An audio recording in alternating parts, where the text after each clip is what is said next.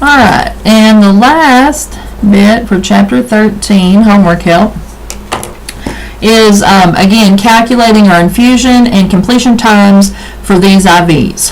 So, we had already done a portion of these, but these just have some little bit different bits of information that are in them. So, on this one, we have an IV is infusing at 28 drops per minute. We have 125 milliliters of fluid remaining in the IV bag. The drop factor of the tubing is 60 drops per milliliter, and our current time is 12:15. So I'm going to write all this information down, 28 drops per minute. We have 125 milliliters left, and our tubing drop factor is 60 drops per milliliter, and our current time is 12:15.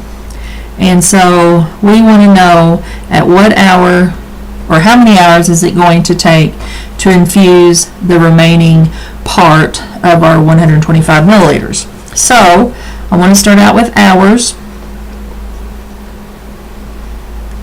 here, and going up to our information, we're looking for hours, and we don't have hours, but we do have minutes. So in this case, we want to go from hours to minutes. And since we're not giving this, we have to go back to our known conversions, and we know that 1 hour is in 60 minutes. And now we can start plugging in. So minutes here, and that's where it's going to be 1 minute with 28 drops. And since this is drops, what has to come next is drops. So I'm going to put 60 drops over 1 milliliter.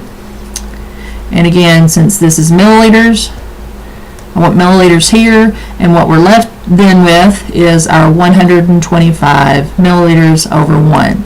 So ultimately, we're going to be able to cancel out our minutes, our drops, and our milliliters, being left with hours only. So I'm going to do 1 times 1 times 60 times 125 is 7,500 over 60 times 28 times 1 times 1. So 60 times 28 gives us 1680. So 7,500 divided by 1680 gives us 4 hours, or 4.46428, and I'm not going to write all that down, so I'm just going to put 4.46 hours is how much time it's going to take for an IV infusing at this rate with this much left with a drop factor of this. So going back to our current time, it's 12:15. So again, this is hours and this is minutes. So I know I'm going to at least have 4 hours added to that, but I need to find out how much 0.46 is of 60 minutes time. So that's going to be 60 times 0.46. 60 times 0.46 is 27.6 minutes.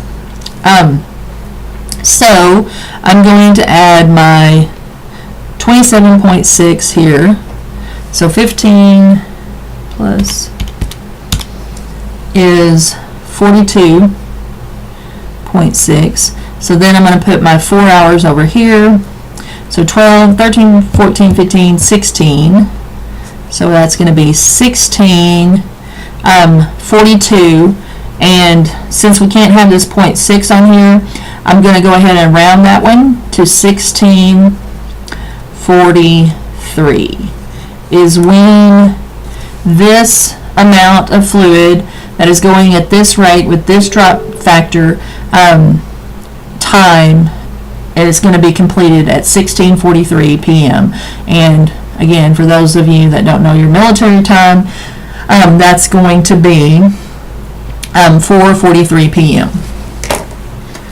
The others here are very similar to that, and you just kind of have to plug in the numbers and do your dimensional analysis problems as you go along. So I feel like you can figure those out.